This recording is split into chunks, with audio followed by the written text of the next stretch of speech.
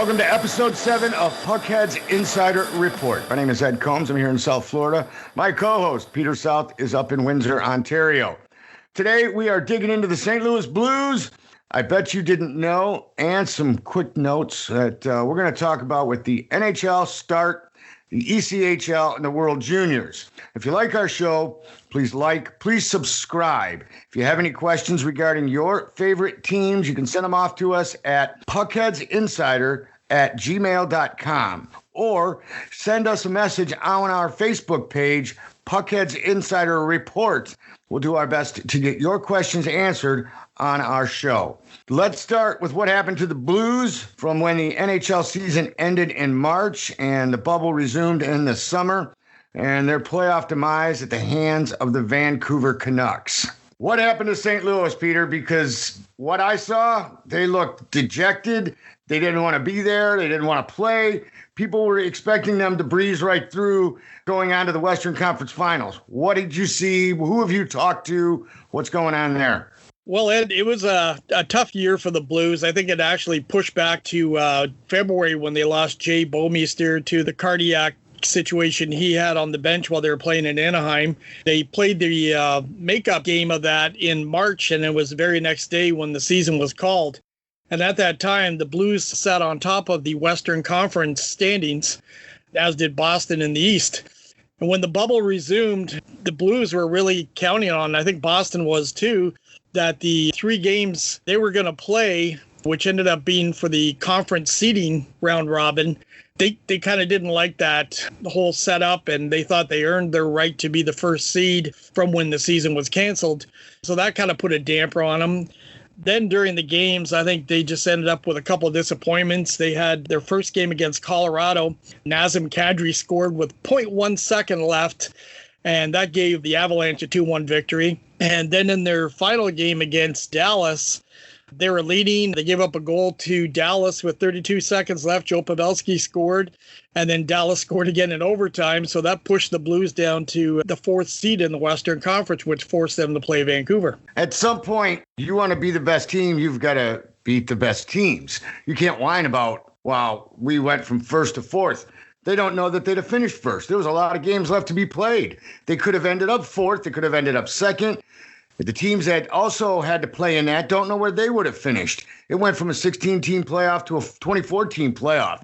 To me, you lost to a better team regardless of where you were seeded in my book. I get what they're saying. If they would have been placed in that first seed, they would have played a lower seeded team or a not as good a team as a team higher up. So they got stuck in the middle, playing someone as qualified or as good a team as they are. Showed some weakness in St. Louis in my eyes. Correct me if I'm wrong on how you see it or the way they were looking at it. Well, there's definitely a few chinks in the armor of St. Louis. I think mentally it goes a little deeper than just, the seeding. I just think a number of their players didn't want to be there. Vladdy Tarasenko came back. They looked at it as a positive organizationally, but obviously he wasn't 100%. He only ended up playing 4 games between the seeding round and the 6 games of Vancouver. Then he required to have surgery on his shoulder again. So that's a major blow to their offense.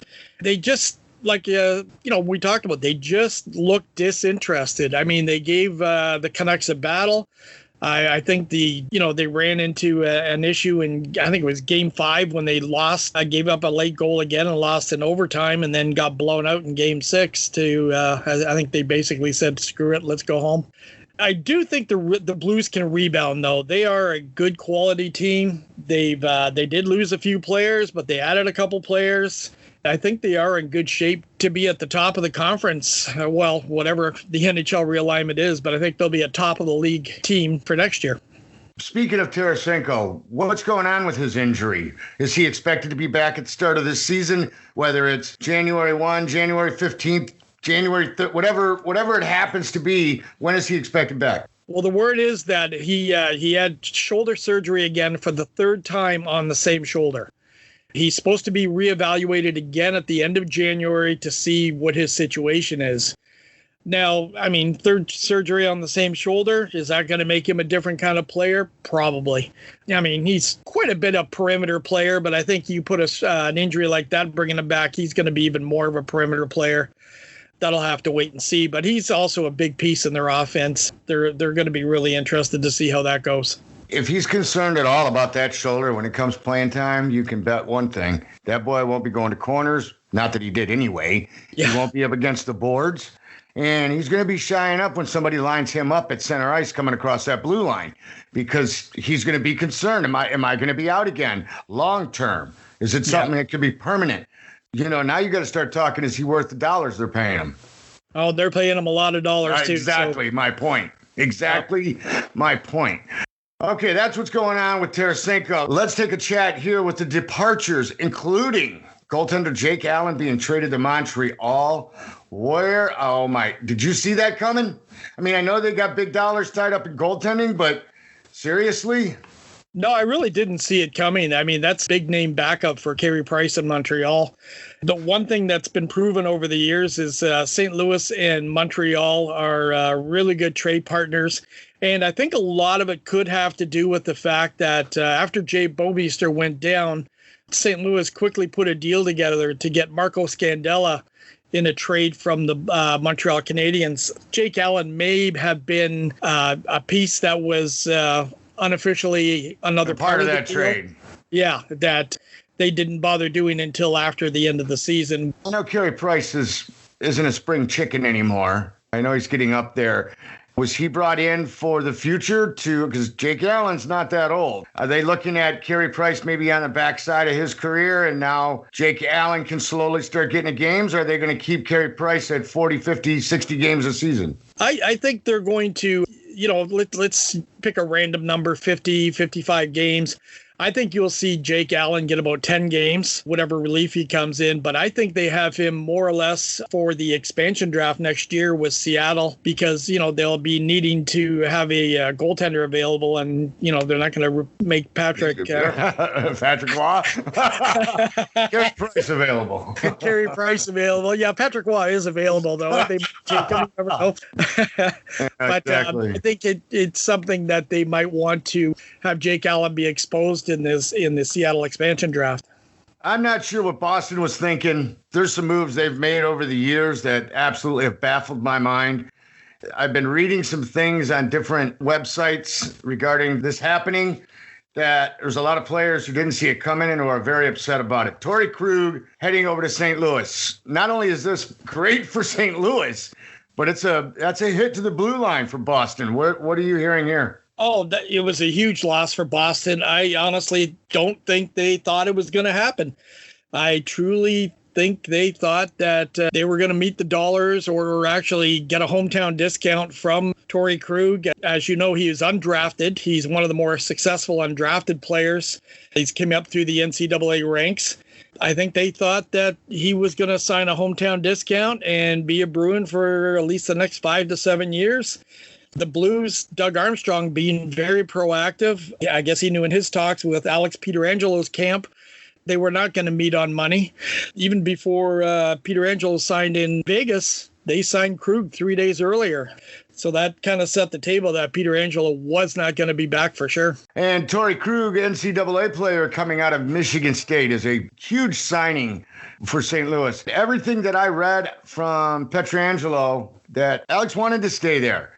Even after signing with Vegas to move on, he was talking about what a difficult decision this is, and how he really had thought he was going to be staying in St. Louis. How far apart were the dollars? Was there a locker room issue with somebody? Did they just not want to give him what he wanted? It was definitely a dollars and cents. I mean, as we sit right now, St. Louis is $1 million over the cap. They signed Torrey Krug for $2 million less than what Pietrangelo got when he went to Vegas.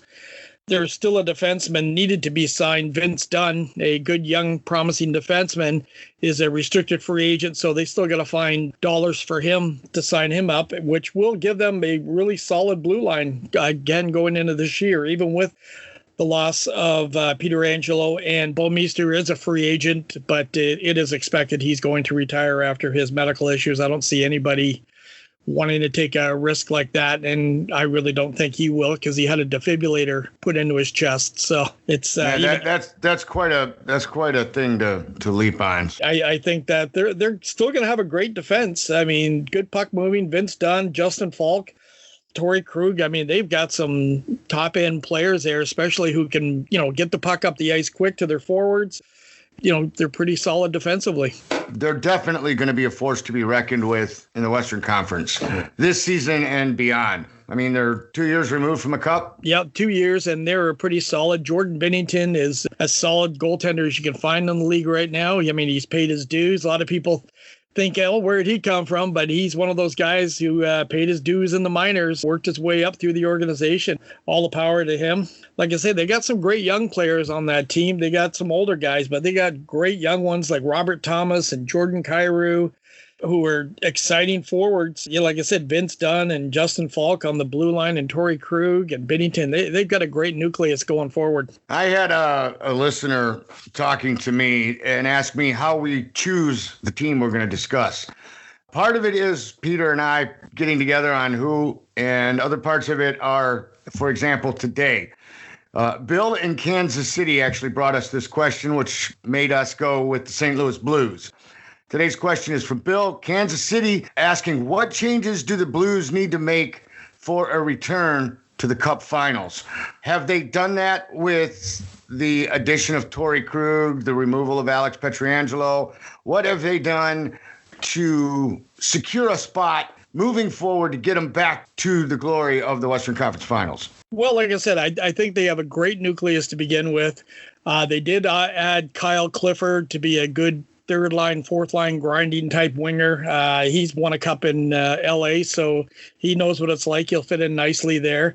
They got him at a good price. In the backup, that's the big question for them, is how will their backup goalie? He was playing for their AHL team last year. Billy Husso played in 42 games. He's a goalie they've been developing all along. They drafted him in 2014.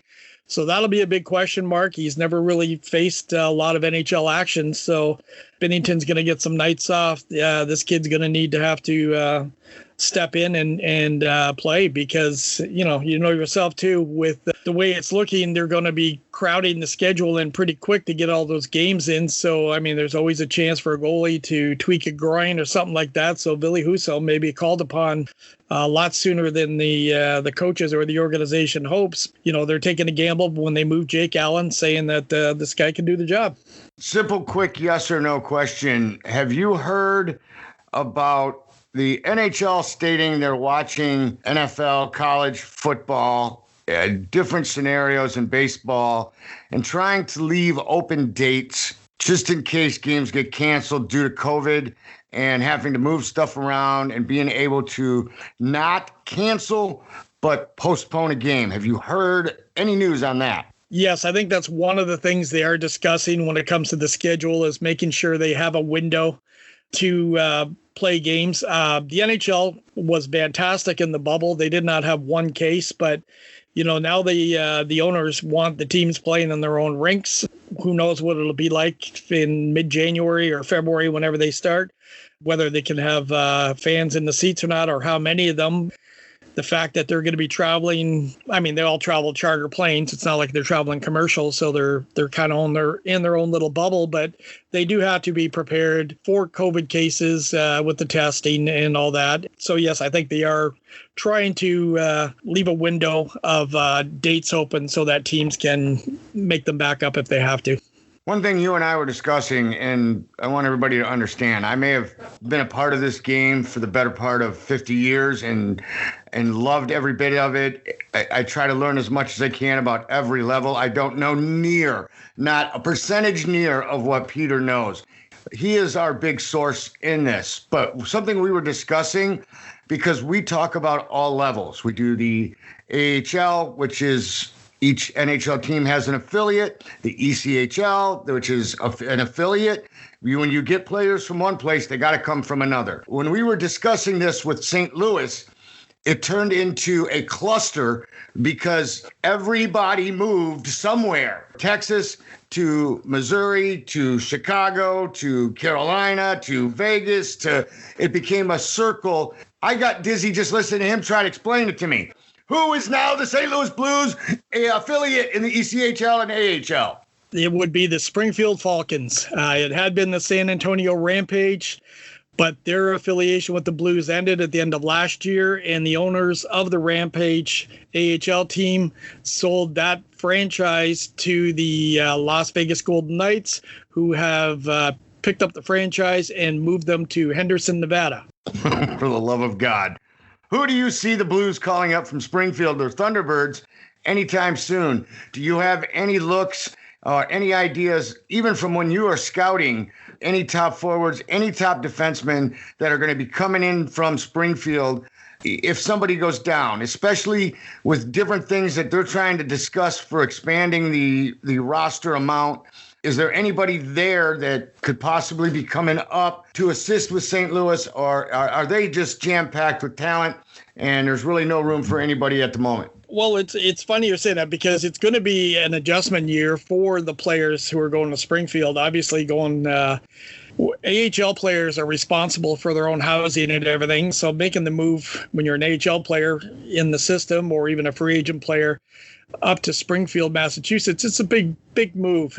But a few of the players that are definitely on the radar for the Blues are, well, we just talked about Billy Husso, the goalie. That looks to be a lock, him coming up to the Blues.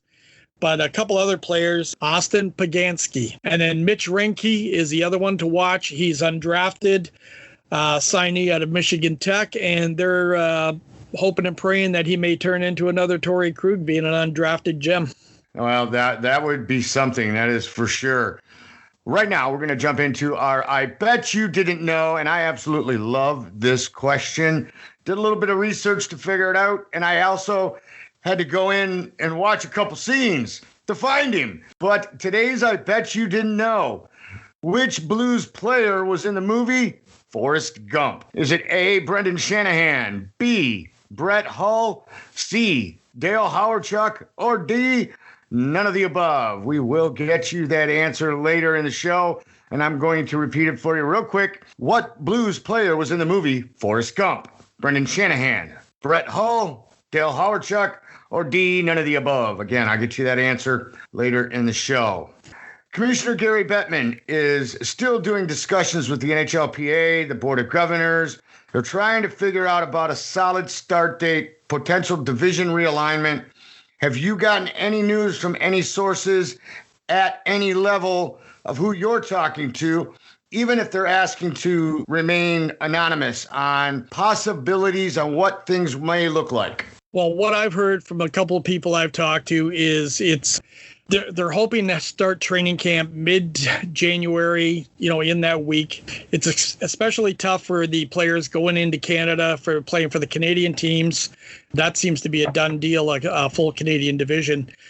Canadian law requires players to quarantine for 14 days. They get there just after Christmas. That'll get camp started right around mid-January. So I'm sure they would like to get the schedule started, by the last week of January, first week of February, get it going then.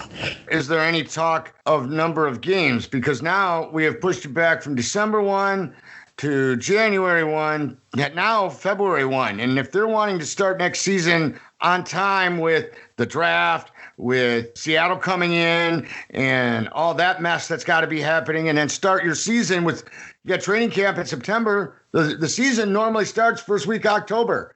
So they keep pushing it back. You're going to run down. You got a 20-game season. Your playoffs will last longer than the regular season.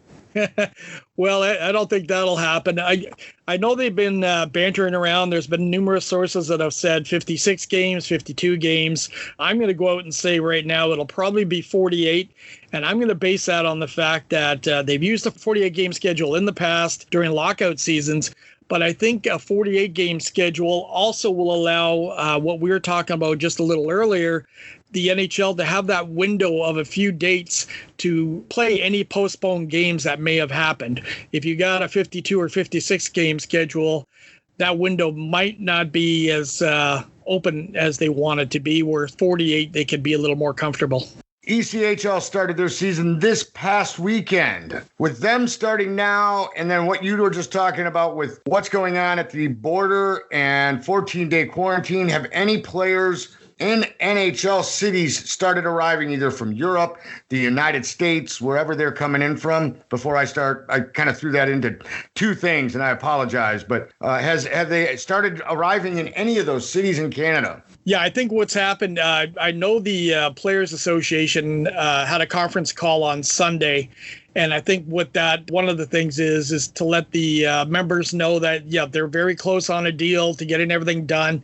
So they want to start getting, if you're an American player or a European player, get your butt to Canada, get your butt to your home city so that you can do the quarantining like you have to do, and then all the testing and all that so that you're safe and ready to go come training camp time. And I'm sure a lot of the families will want to be there. I mean, I even know one of the Canadian players who lives here in Canada went back up to Edmonton already because he wanted to be in the city, settled for Christmas, have his family settled, and then when they do announce training camp, he's ready to go. ECHL started their season this past weekend. How is that looking? How many teams are in? We have discussed this in past shows that there was an entire division who was shut right down, completely dark. Where are they now? What teams are playing? Was there a division realignment with them? No, they kept the divisions the same for now. It's quite possible because there still could be a couple of the teams who are left to start in January who may still opt out. They did start this past weekend. They got 13 teams playing right now. They had 7 teams play home games, and they actually had fans at most of those games. Out in Rapid City, South Dakota, in 2 games, they averaged almost 3,400 fans a night. Down in Florida at Fort Myers, where the Everblades play, they averaged over 3,300 for the 2 games they played. Some of the centers, they are getting basically 50% attendance in. The one probably disappointing look, and again, I don't know the what the rules were in Wheeling, West Virginia, but they played 1 home game and they had 759 fans. That doesn't make money for anybody. I've actually gotten a couple of emails from folks that are here in Florida asking if we can get tickets to the games in Fort Myers and Orlando. Now, I don't even know if the Solar Bears, are they open for games?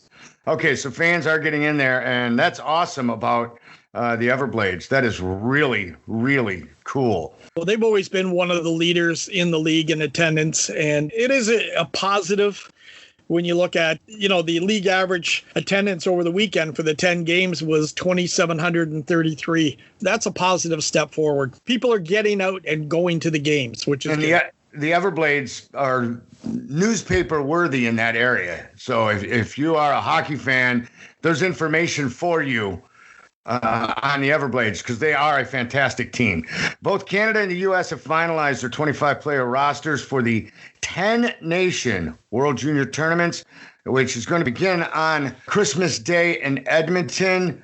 How many players are NHL players? How many players are undrafted? How many of these players have decided they're not doing this? Because there's a few that I've read that said, yeah, no, I'm not going. There are a number of players who have been given permission by their NHL teams to participate in the World Juniors this year. The biggest name being Quentin Byfield, who was just the number 2 overall pick by the LA Kings this past summer. On the other hand, you have Alex Lafreniere, who was the number 1 overall pick by the Rangers, who was not allowed to participate. Considering he was the MVP of the tournament last year, that's kind of a big knock for Canada, but that's how it goes. The U.S. team also lost Robertson. Now, that was a decision he made to stay in Canada in Toronto so that he could try and earn himself a roster spot with the Leafs this year.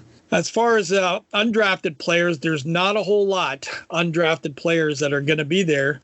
But it is going to be really entertaining to watch if you are a hockey fan and just to search. And we'll talk about the rosters a lot more next week to find out what NHL team has the most representation in the tournament as a whole.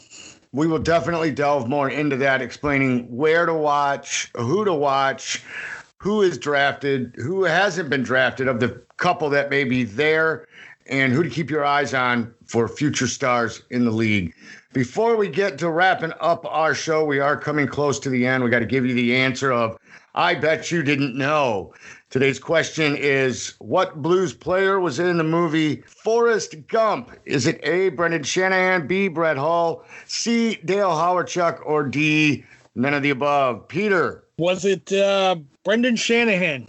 Yes, he was a football player in a scene that Forrest Gump was handed the ball, headed for the end zone. The coach was in the stands talking about how fast he was.